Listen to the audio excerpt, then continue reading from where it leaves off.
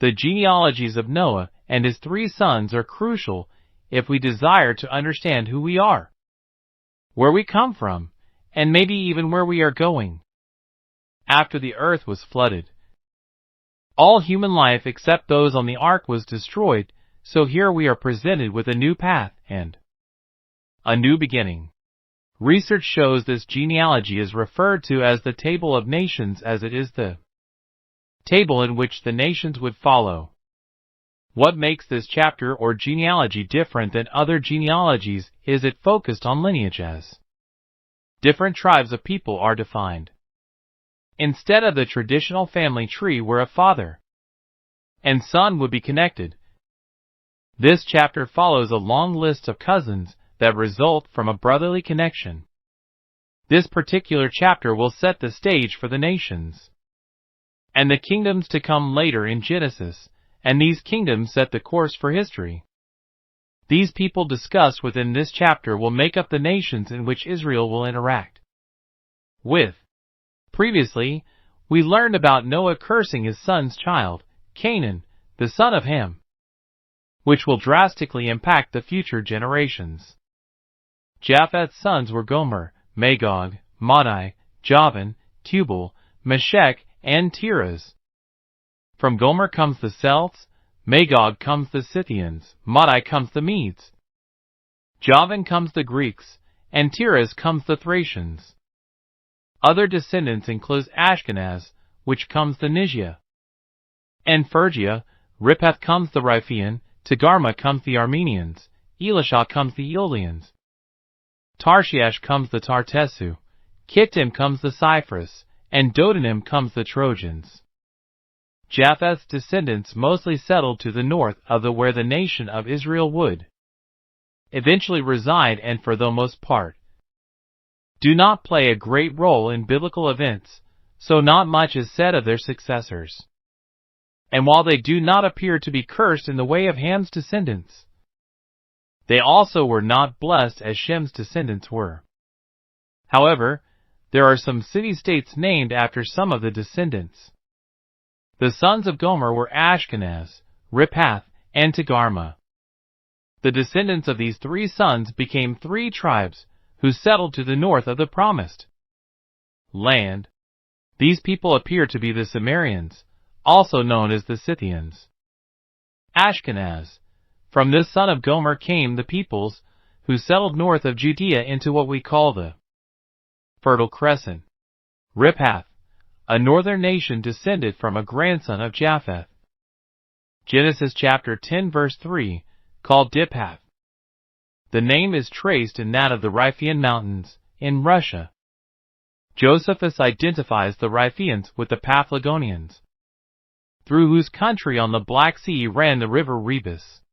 FRP, Togarmah came the Armenians. The sons of Javan were Elisha, Tarshish, Kittim, and Rodanim. Apparently, Javan's 4 sons were connected to the people who would become the Greeks. And while they would not be a major factor in the Old Testament, there are names and people we will later see in Bible prophecies. Further, Bible history explains that the list of nations descended from Shem, Ham, and Japheth are extraordinary and extensive. Some of this was discussed earlier, but for a broader and more in-depth study of this genealogy, let's try to connect the dots more so. Shem's 5 sons, Elam, Ashur, Arpachshad, Lud, and Aram. From Elam comes the Elamites, Ashur comes the Assyrians, and Arpachshad comes the Chaldeans. From Lud comes the Lydians, and Aram comes the Syrians. Other descendants from Shem include Shelah, Eber, Peleg, Joktan, which comes Arabia, Almadad, Shaleth, Hazarmaveth, Jerah, Hadaram, Uzal, Diklah, Obal, Abimael, Sheba, Ophir, Havilah, Jobab, Uzi, Hul, Gather, and Meshach, not to be confused with Japheth's son Meshech. Ham's 4 sons were Cush, Mizraim, Canaan, and Phut. From Cush comes Ethiopia, Mizraim comes Egypt, Phut comes Libya, and Canaan comes the Canaanites. Other descendants from Ham include Saba, where Meroe comes from. Havilah comes Arabia. Sabta comes Sabbatha. Rama comes the Persian Gulf. Sheba, Dedan, Sabteca, Nimrod. Ludan comes Nubia. Anamites. Lahavam comes Libya. Naphtahim comes the Napatu. Pathrusim comes the Pathros. Further research shows that Hamites are descendants of Ham. And Hamitic people include Egyptians, Libyans, Algerians, Tunisians, Moroccans, Sudanese, Ethiopians, Somalis, Eritreans, and Djiboutians. The reason I wanted to connect the dots with each genealogy or group of descendants is it can be very time-consuming if you go through each individual and explain how each one is connected here and there. Unfortunately, with such studies, there comes a lot of debate about whether this group of people actually settled here or if this particular group actually founded this nation. For example, there are two descendants who are listed for Libya, Lahabim, and Phut, who are descendants from him. Put, or Phut, is what the Bible used for ancient Libya. And many resources do note the Lahabim as being near or identical with the Libyans. But other sources argue this point, claiming that they cannot be identical to the Libyans. This is already a long and at times confusing study, so we want to keep it as simple as possible, which is our motto here at Diggin' Deeper. The entire 10th chapter is devoted to the origins of the Middle East and pointing out how the various nations came out and from whom, including the different tribes. On this program, we do not speculate on the idea of skin tone nor spread an idea or concept other than we all are the human race. And Scripture is clear regardless of tribe or skin tone, each tribe and nation is descended from Noah and his 3 sons.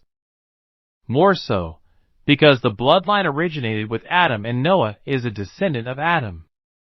And the original bloodline was persevered with Noah. We are all from the same lineage. Further, this particular genealogy is the connection that we all have to one another as our respective bloodline runs through Adam and Noah and through his sons. There are different ethnicities and languages that come from each respective individual, and the nations would come to represent. But at the end of the day, while the connection of all of these people were broad, they stemmed from 3 brothers, Shem, Ham, and Japheth. Spurgeon used this biblical text to illustrate themes of diversity, fellowship, and the ongoing work of God in shaping different cultures and languages. He viewed the table of nations as a testament to God's providence, and a reminder that even amidst differences, there is a common humanity and a universal need for the gospel of Jesus Christ. The table of nations would have been viewed as a broader representation of God's desire for fellowship and community among all nations, even though they may differ in language, culture, and background.